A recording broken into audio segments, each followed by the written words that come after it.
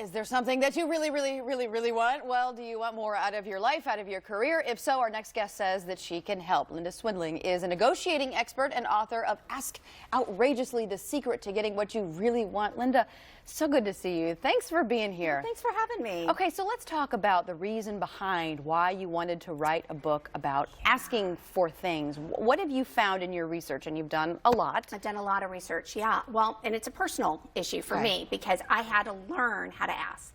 And a lot of us have to do that. We have to learn how to ask for ourselves. Why don't we do that? Why?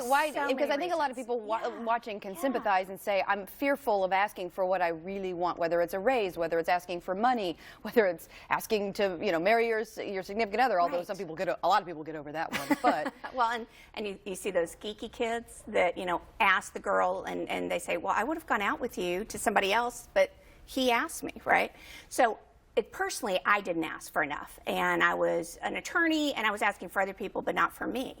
And so a good example of that was I was on the Jay Leno show, the Tonight Show, just watching as a studio audience member.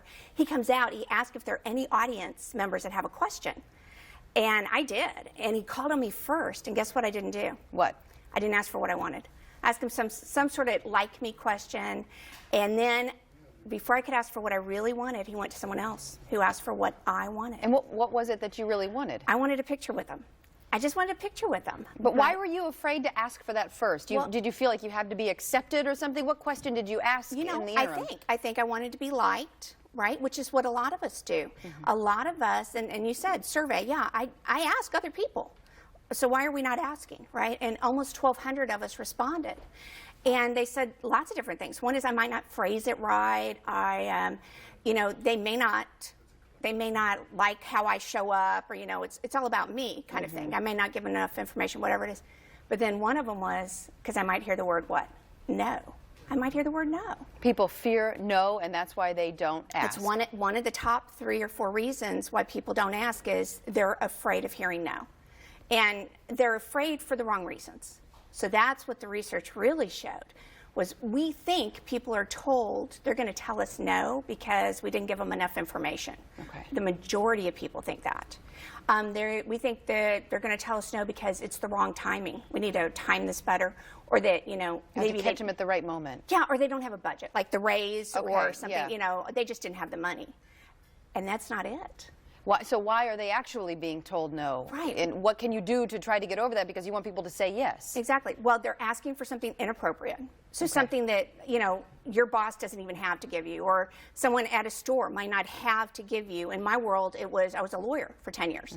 So people would come to me and they'd say, well, I want him to apologize. Okay, well, I don't know a judge in the world that would say, go apologize to him, go apologize to her, hug it out. No. Right. So it's unrealistic. It's unrealistic. It's not going to happen. The second, though, we have, so first off, make sure you're asking for the right things. But the big one is make sure they like and trust you. Don't send them more data. Prove that, if it's a boss, let's say, or if it's a coworker, prove that you can show up on time. Be trustworthy. If you tell somebody something in secret, they keep a secret. And that way they can trust you. And also, are you likable? Are you nice to people? Are you courteous? So if you have all of that going for you, you say you're doing all the right things. You are, as far as a job is concerned. I am showing up on time. I'm a hard worker. I've been working here a long time, putting in long hours, what have you. You say, then have the guts. Embrace the fear, you say, because fear is part of it. It doesn't matter what you're asking for. You can be going to a flea market. You can be going to a garage sale. You can be going to a store. Get used to hearing the word no. And no isn't always a deal closer. It's just a signal to ask another question. So you hear the word no, you say, you just said no. What would it take to get a yes? Or, what's up with this no? And see what people say, and then just shut your mouth. Just listen. Because people will say, well, you didn't really give me a good reason. And you think, oh, okay, well, I don't need to do all the like me thing. I need to just give you a good business reason. So just listen for what they're saying. No, that means maybe it's not yet.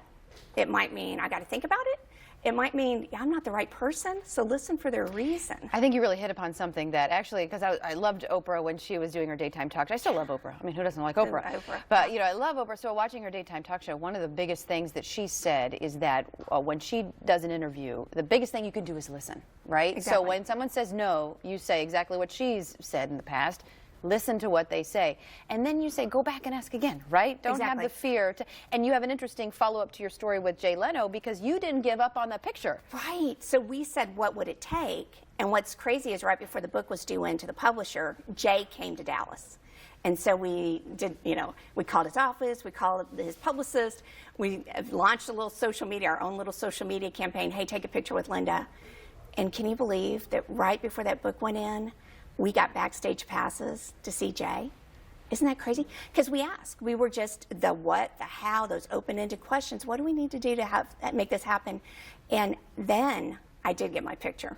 And you got it. I got my picture. Wow. With them. It took a social media campaign and a lot of hard work, but not giving up. Yeah, and just don't be a stalker is what we were told by his office. There's a fine line. Yeah, don't cross it. Don't cross it. So two things. One, you've gone around TED Talk, SMU. You were there talking about your book, and we're going to give away a copy too. Yeah. If someone picks this up, how can this help them learn to ask the right questions, have no fear in asking questions, or better yet, you say having fear but embracing the fear?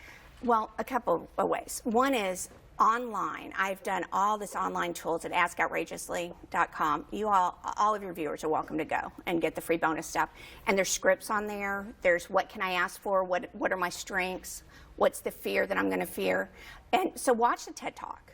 Get a little 15 minutes, 14 minutes of it, and then go online and go through that, and those questions in that book will say, where do you need to work the most? There's some free assessments, and it really does kind of pinpoint, gosh, I am worried about no, so I should go work on that chapter. Yeah, it's a fascinating read. I saw the self-help segment in the beginning where I can fill out where my weaknesses are. I'm pretty weak on all of those. Please. So good to see you. Thank you for Thanks being so here. much for Appreciate having the me. book, and you can grab a copy of Ask Outrageously, The Secret to Getting What You Really Want by visiting outrageously.com. It's also available on Amazon, Barnes & Noble, other places as well. I'm sure Rowan and Brindley's place, out at the Bookmark, they have some copies. And you can also get the website for the information, the TED Talk, and all of that. Good to see you. All right.